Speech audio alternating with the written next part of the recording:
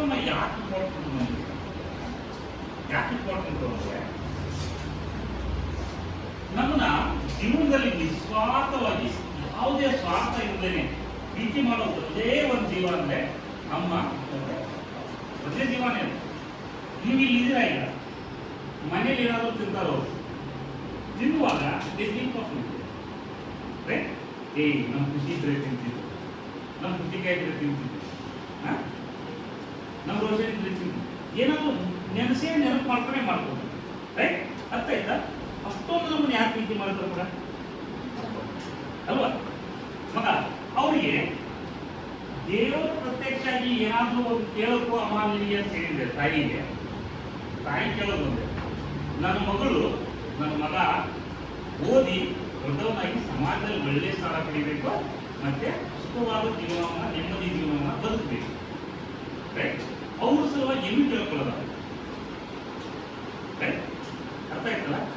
ಈಗ ಅಮ್ಮ ಮನೆಯಲ್ಲಿ ಲಾಸ್ಟ್ ಮಲಗೋರು ಅಮ್ಮ, ಬೆಳಿಗ್ಗೆ ಫಸ್ಟ್ ಕೇಳೋರು. ರೈಟ್? ಎಷ್ಟೊಂದು ದುಡಿತಾರಲ್ಲ ಲಾಕ್ಡೌನ್ನಲ್ಲಿ ನಿನಗೆ, ನನಗೆ, ನಿಮ್ಮೊಬ್ಬರು ಎಲ್ಲರಿಗೂ ವಿಶ್ರಾಂತಿ ಸಿಕ್ತು. ಅಮ್ಮನಿಗೆ ಸಿಗ್ತಾ ಜಾಸ್ತಿ ಐತಿ. ಹೌದಲ್ಲ? ಅಷ್ಟೊಂದು ಪ್ರೀತಿ ಮಗ. ಡಾಕ್ಟರ್ಸ್ ಹೇಳ್ತಾರೆ, ಒಂದು ಮಗುವಿಗೆ ಜನ್ಮ ಕೊಡುವಾಗ ಯಾವುದಾದ್ರಾಗಿ ಅದಕ್ಕಿಂತ ಒಂಚೂರು ಪೇನ್ ಜಾಸ್ತಿ ಆದರೆ ಮನುಷ್ಯ ತರಿಸೋದೇ ಇಲ್ಲ, ಸತ್ತೋಗ್ತಾನೆ. ಅಷ್ಟೊಂದು ಪೇನ್ ತಗೊಂಡು ನಮ್ಗೆ ಜನ್ಮ ಕೊಟ್ಟು ಈ ಭೂಮಿ ನಿಮ್ಮನ್ನು ತಂದು ನಿಮ್ಮನ್ನು ಬೆಳೆಸಿ ದೊಡ್ಡವ್ರನ್ನಾಗಿ ಮಾಡಿದಂಥ ಅಪ್ಪ ಅಮ್ಮನ ಜೊತೆ ನಾವು ಯಾವ ಥರ ವರ್ತನೆ ಮಾಡ್ತೀವಿ, ಯಾವ ಥರ ವರ್ತನೆ ಮಾಡ್ಕೋತೀವಿ? ನೀವು ಇನ್ನೂ ಹೊಟ್ಟೆಯಲ್ಲಿ ಇರ್ತೀರಪ್ಪ. ಹೊಟ್ಟೆಯಲ್ಲಿದ್ದಾಗ ಅಮ್ಮಗೆ ಇದಂದ್ರೆ ಆಗೋದೇ ಇಲ್ಲ. ಯಾವುದು ಬೆಳ್ಳುಳ್ಳಿ ಅಂದರೆ ತಿಂದರೆ ಆಗೋದೇ ಇಲ್ಲ ಅಂತ ಡಾಕ್ಟರ್ ಹೇಳ್ತಾರೆ. ಬೆಳ್ಳುಳ್ಳಿ ತಿಂದು ಯಾವುದೋ ಒಂದು ವಿಚಾರಕ್ಕೆ ಬೆಳ್ಳುಳ್ಳಿ ತಿಂದು ಅಮ್ಮಗೆ ಆಗೋದೇ ಇಲ್ಲ, ಅದು ಸ್ಮೆಲ್ ಕಂಡ್ರೆ ಆಗಲ್ಲ. ಆದರೆ ಅಮ್ಮ ಏನು ಮಾಡ್ತಾರೆ, ನಿಮಿಷವಾಗಿ ಅವ್ರು ಜ್ವರ ಅಂದ್ರೆ ಜ್ವರ, ಪ್ರೆಗ್ನೆನ್ಸಿ, ನೀವು ಹೊಟ್ಟೆಯಲ್ಲಿದ್ದೀರ, ಜ್ವರ ಅಂದ್ರೆ ಜ್ವರ. ಡಾಕ್ಟರ್ಸ್ ಹೇಳ್ತಾರೆ ನೀವು ಮಾತಾಡಿ ಹೋಗ್ಬೋದು, ಮಗುಗೆ ತೊಂದರೆ ಆಗುತ್ತೆ ಅಂದರೆ ಜ್ವರ ಇತ್ತು ಅಂತ ಬಿಸಿಲಲ್ಲಿ ಕಳ್ಕೊಂಡು ಏನು ಮಾಡ್ತಾರೆ ಪಾಪ ಅನ್ನೋದು ಬೇರೆ. ನೀವು ಹೊಟ್ಟೆಯಲ್ಲಿದ್ದೀರ ಅಮ್ಮ, ಕೆಟ್ಟ ಉಷ್ಣ ಇದೆ ಹೊರಗಡೆ, ಏನು ಐಸ್ ಕ್ರೀಮ್ ತಿನ್ನೋಂಗಾಗಿದೆ. ಆದರೆ ಡಾಕ್ಟರ್ ಹೇಳ್ತಾರೆ ಮಗು ತೊಂದರೆ ಆಗತ್ತಮ್ಮ, ಐಸ್ ಕ್ರೀಮ್ ಎಲ್ಲ ತಿನ್ನಬಾರ್ದು. ಎಷ್ಟೊಂದು ತ್ಯಾಗ ಮಾಡ್ತಾರಲ್ಲ ನನ್ನ ಸಲುವಾಗಿ ಅಮ್ಮ, ಎಷ್ಟೊಂದು ತ್ಯಾಗ ಮಾಡ್ತಾರಲ್ಲ. ಅಪ್ಪನೂ ಅಷ್ಟೇ ನೋಡಿ, ಅಪ್ಪನೂ ಅಷ್ಟೇ. ಇವಾಗ ದುನಿಯಾ ಎಷ್ಟು ವಾಟ್ಸಪ್ ಫಿಲ್ಮ್ ಕೈ ಇದೆ ಅಂದರೆ ಎಷ್ಟು ದೂರು ಸಾಕಾಗುತ್ತೆ. ನಿಮ್ಗೆ ಇನ್ನೂ ಆ ವಿಚಾರ ಗೊತ್ತಾಗಲ್ಲ. ಆ ಶಾಟ ತರಲಿಲ್ಲ. ಯಾಕಂದರೆ ಅಪ್ಪ ಅಮ್ಮ ATM ನಿಮ್ಗೆ ಎದುರುಗಡೆ ಇರ್ತಾರೆ. ATM ಅಲ್ಲಿ ಹೋದ ತಕ್ಷಣ ಅಪ್ಪ ಅಂದರೆ ಕೊಟ್ಬಿಡ್ತಾರೆ. ಅಪ್ಪ ಯಾವಾಗ ಒಂದು ಬೈಕ್ ಓಡಿಸ್ಕೊಂಡು ಎದೆಯಲ್ಲಿ ನೋವು ಅನಿಸ್ತಾಗ ಏನು ಮಾಡ್ತಾರೆ, ಫ್ರೆಂಡ್ಸಿಗೆ ಹೇಳ್ತಾರೆ ಏನೋ ಎದೆಯಲ್ಲಿ ನೋವು. ಅವಾಗ ಫ್ರೆಂಡ್ಸ್ ಹೇಳ್ತಾರೆ ಏನಂತ, ಅಪ್ಪನ ಫ್ರೆಂಡ್ಸ್ ಹೇಳ್ತಾರೆ ಏನಂತ, ನೋಡ್ ಮಗ ಇದನ್ನೆಲ್ಲ ನೆಗ್ಲೆಕ್ಟ್ ಮಾಡಬಾರ್ದು, ಬಹಳ ಡೇಂಜರು. ಇವೆಲ್ಲ ಏನಾದರೂ ಹಾರ್ಟ್ ಅಟ್ಯಾಕ್ ಸಂಭವಿಸ್ತದೆ, ಡಾಕ್ಟರ್ ಹತ್ರ ಹೋಗ್ತೀನಿ ಅಂತ ಅಪ್ಪ ಏನು ಮಾಡ್ತಾರೆ, ಡಾಕ್ಟರ್ ಹತ್ರ ಹೋಗ್ಬೇಕಂತ ಸ್ವಲ್ಪ ಕಾಸು ಕೂಡಿರ್ಬೇಕು ಅಂತ ಒಂದು 4-5 ಸಾವಿರ ಕೂಡಿಸಿರ್ತಾರೆ. ಅಷ್ಟರಲ್ಲಿ ನೀನು ಬರ್ತೀವಿ. ಅಪ್ಪ ನಮ್ಮ ಸ್ಕೂಲಲ್ಲಿ ಟೂರ್ಗೆ ಹೋಗ್ತಾ ಇದ್ದಾರೆ, ನಾವು ಹೋಗ್ಬೇಕು, ಒಂದು 5 ಸಾವಿರ ಕಾಸು ಬೇಕು. ಅಪ್ಪ ಅವ್ರ ಸಲುವಾಗಿ ಇದ್ದಾರೆ. ಅದನ್ನ ಏನು ಮಾಡ್ತಾರೆ ಹೇಳು, ತಗೊಂಡು ನಿನ್ನ ಖುಷಿಯನ್ನು ನೋಡಿದವರು, ನಿನ್ನ ಖುಷಿಗೆ ಅವ್ರ ಖುಷಿನ ನೋಡೋರು ಅಪ್ಪ. ಅರ್ಥ ಆಯ್ತಲ್ಲ? ಯಾವುದ್ರ ಮೇಲೆ ಕೊಡ್ತಾ ಇದ್ದಾರೆ ಮಗ, ಅವ್ರ ಜೀವನದ ಮೇಲೆ ಚಾಲೆಂಜ್ ಮಾಡಿ ನಿಮಗೆ ಕೊಡ್ತಾ ಇದ್ದಾರೆ. ಅರ್ಥ ಆಯ್ತಲ್ಲ? ನೀವು ಏನಾದರೂ ಬಿಹೇವ್ ಮಾಡೋದು, ಫ್ರೆಂಡ್ಸ್ಗಳು ಮಾತಾಡೋದು, ಏನೋ ಮಾಡೋದು, ಇವೆಲ್ಲ ಇರೋದಲ್ಲ ತಂದೆ ತಾಯಿ ಮಾಡೋದು. ಅವ್ರು ಏನು ತಿಳ್ಕೊಂಡಿರ್ತಾರಲ್ಲಿ, ನನ್ನ ಮಗ ಚೆನ್ನಾಗಿ ಹೌದಾ, ಬಹಳ ವರ್ಷ ಇದೆ. ಏನಾಗುತ್ತೆ, ನೀವು ಇವಾಗ 10th ಅಂದರೆ ಇನ್ನೊಂದು 2 ವರ್ಷ ಇದ್ದಾರೆ, ಆಮೇಲೆ ಇದ್ದಾರೆ 7 ವರ್ಷ. ಈಗೇನಾದರೂ ನೀವು ಮಜಾ ಮಾಡಿದ್ರೆ ಮುಂದೆ ಸಜಾ ಮಾಡ್ತಾರೆ. ಈಗ ಯಾವಾಗಲೂ ನೋಡಿರ್ತಾರೆ 70-75 ವಯಸ್ಸಾಗಿರುತ್ತೆ, ಸೈಕಲ್ ತೊಗೊಂಡು ATM ಸೆಕ್ಯೂರಿಟಿ ಗಾರ್ಡ್ ಹಾಕಿ ಹೋಗ್ತಿರ್ತಾರೆ ತಾತಾಗಳು. ನೋಡಿದ್ರೆ 75 ಏಜಲ್ಲಿ ಅವರು ಮನೆಯಲ್ಲಿ ನಿಮ್ಮ ಹತ್ರ ಮೊಮ್ಮಕ್ಕಳ ಜೊತೆ ಆಟ ಆಡಬೇಕಾ, ಅಥವಾ ಕೆಲಸ ಮಾಡಬೇಕಾ, ಮನೆಯಲ್ಲಿ ಆರಾಮಾಗಿರ್ಬೇಕು. ಹೌದಾ? ಈ ವಯಸ್ಸಿನ ಮೊಮ್ಮಕ್ಕಳು ಇರ್ತಾರೆ.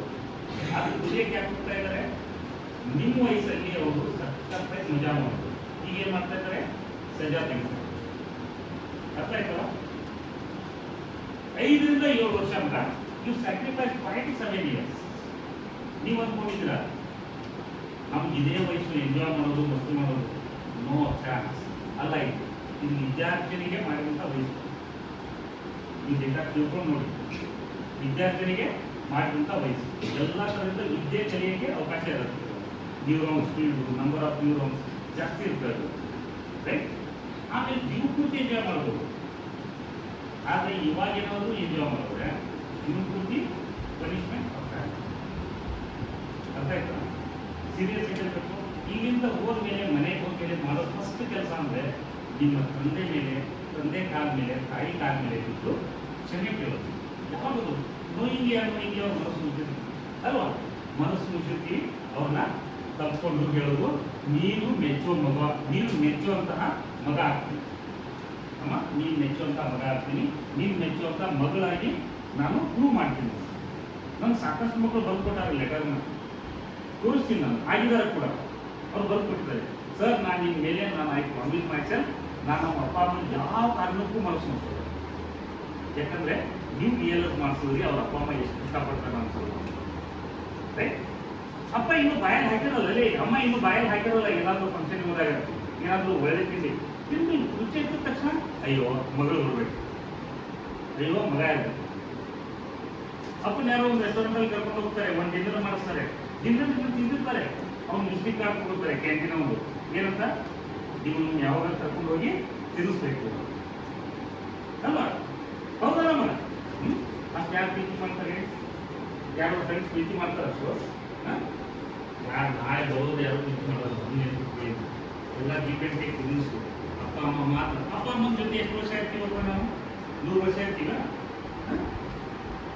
ನಾಳೆ ನೀವು ಎಲ್ಲಾದ್ರೂ ಪಾರ್ಟ್ನರ್ ಜಾಬ್ ಮಾಡಿದ್ರೆ ನೀವು ಅಪ್ಪ ಅಮ್ಮ ಬಿಟ್ಟು ಹೋಗ್ಬೋದು, ನೀವು ಅಪ್ಪ ಅಮ್ಮ ಬಿಟ್ಟು ಹೋಗ್ಬೋದು, ರೈಟ್?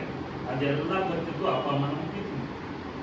ಇವಾಗ ಒಂದು ಒಳ್ಳೆಯ ಅವಕಾಶ, ಅವ್ರ ಜೊತೆ ಇದ್ದೀವಿ, ಅವ್ರ ಸರ್ವಿಸ್, ಅವ್ರು ಸೇವೆ ಮಾಡ್ಬೋದು, ಅವ್ರು ಖುಷಿ ಆಗೋ ಥರ ಮಾಡ್ಬೋದು, ಅವ್ರ ಮನಸ್ಸಿಗೆ ಬೇಜಾರಾಗೋ ಥರ ಇರೋ ಥರ ಇರೋದು ಅಲ್ವಾ? ಇದೊಂದು ನಮ್ಮ ಚಾಯ್ಸು, ಹೌದಾ ಇಲ್ಲ? ಅದಕ್ಕಾಗಿ ದಯವಿಟ್ಟು ಕ್ಲಾಸ್ಗಳಲ್ಲಿ ಉದಾಹರಣೆ ಸಂಗತಿ ಮಾಡ್ತೀವಿ.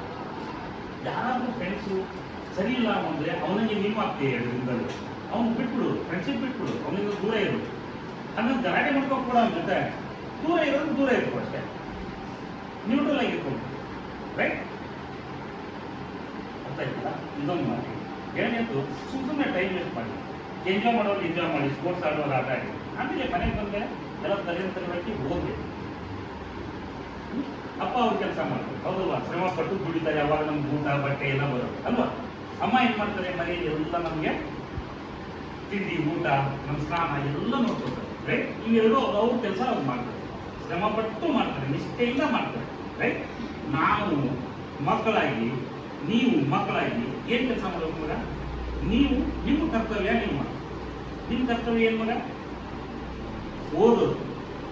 ಅದು ಓದಿ ನೀವು ಅವ್ರು ಕೊಡ್ತೀರಾ? ನಿಮ್ಮ ಜೀವನಕ್ಕೆ ಅವರು ನಿನಗಾಗಿ ನೀವು ಓದು. ಅರ್ಥ ಆಯ್ತಲ್ಲ? ಆದರೆ ನೀವು ಏನಾದರೂ ಕ್ಲಾಸ್ ಬಂಕ್ ಮಾಡೋದು, ಹೋಮ್ವರ್ಕ್ ಮಾಡದೇ ಇರೋದು, ಸರ್ ಕ್ಲಾಸ್ ಆಗಲೇ ತಿರುಗಿ ಬರೀತಿರುವಾಗ ಏನಾದರೂ ಮಾತಾಡ್ಕೊಂಡು ಕೊಡೋದು, ಇವೆಲ್ಲ ಮಾಡೋದೇನು ಮಗ ಅಂದರೆ ನೀವು ತಂದೆ ತಾಯಿ ಮಾಡೋ ಶುದ್ಧ ದ್ರೋಹನೇ. ಯಾಕಂದ್ರೆ ಅವ್ರು ಫಸ್ಟ್ ಮಾಡಿ ಕಲಿಸುತ್ತಾರೆ, ಹೌದಲ್ಲ? ಇಷ್ಟು ಒಳ್ಳೆ ಟ್ಯೂಷನ್ ಹಾಕಿದ್ರು, ಇಷ್ಟು ಒಳ್ಳೆ ಜಾಗದಲ್ಲಿ ಧಾರವಾಡದಂಥ ವಿದ್ಯಾರ್ಥಿ ಹೋಗ್ತಾ ಇರ್ತಾರೆ ಅಲ್ವಾ? ಇನ್ನೊಂದು ಅಪಾರ್ಚುನಿಟಿ, ನಿಮ್ಮದೇ ವಯಸ್ಸಿನ ಮಕ್ಕಳು ಬೇರೆ ಆಟ ಆಡಿ ಟೈಮ್ ಪಾಸ್ ಮಾಡ್ತಾ ಇದ್ದಾರೆ ಊರಲ್ಲಿ, ಅವ್ರ ಪರಿಸ್ಥಿತಿ ಅವ್ರಿಗಿಂತ ನೀವು ಚೆನ್ನಾಗಿ ಹೇಗೆ ಆಗ್ತೀರಾ? ಅದನ್ನ ಮಾತ್ರ ಡೌಟ್ ಇಟ್ಕೋಬೇಡಿ. ನೀವು ಪ್ರಯತ್ನ ಪಟ್ಟಿದ್ರೆ, ಎಕ್ಸ್ಟ್ರಾ ವರ್ಕ್ ಮಾಡಿದ್ರೆ ಎಕ್ಸ್ಟ್ರಾ ಒಳ್ಳೆದಾಗಿ ಆಗಿರ್ತೀರಿ, ಆಯ್ತಾ? ರೈಟ್? ಹಾಗಿದ್ರೆ ಒಂದು ಪ್ರಾಮಿಸ್ ತಗೊಳ್ಳಿ. ಯಾರು ಪ್ರಾಮಿಸ್ ತಗೋತೀನಿ ಅಂದರೆ ಏನು ನಿಂತ್ಕೊಳ್ಳಿ. ಯಾರು ಪ್ರಾಮಿಸ್ ತಗೋತೀರಿ ತಂದೆ ತಾಯಿ ಬಗ್ಗೆ? ಹೌದು ಸರ್ ನಾವು ಹೇಳೋದಾಯ್ತು ಅಂತ ಅವ್ರು ಏನು ನಿಂತ್ಕೊಳ್ಬೇಕು. I want you people get up to really realise, right? And ಬಲಗಡೆ ಕೈಯನ್ನು ಮೇಲೆ ಮಗ, ನೀವು ಎದೆ ಮೇಲೆ ಇಟ್ಕೊಳ್ಳಿ, ನಿಷ್ಠೆಯಿಂದ ಕಣ್ಣಿಸ್ಕೊಳ್ಳಿ.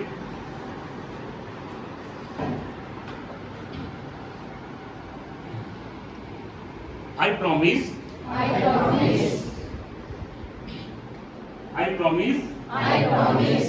I will not hurt my parents.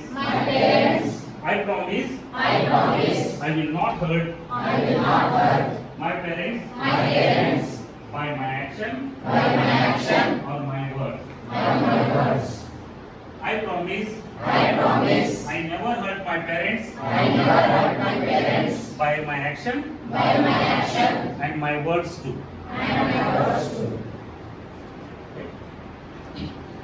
ಇನ್ನೊಂದು ತೋರಿ next I promise I help my parents at least 18 minutes every day. ದಿನಾಲು ಒಂದು 18 ನಿಮಿಷ ಕಣ್ಣು ಮುಚ್ಕೊಂಡು ಕೇಳಿಸ್ಕೊಳ್ಳಿ. ಒಂದು 18 ನಿಮಿಷ ನೀವು ಮನೇಲಿ ಇದ್ರೆ, ಹಾಸ್ಟೆಲ್ ಇದ್ರೆ ಬೇರೆ ವಿಚಾರ.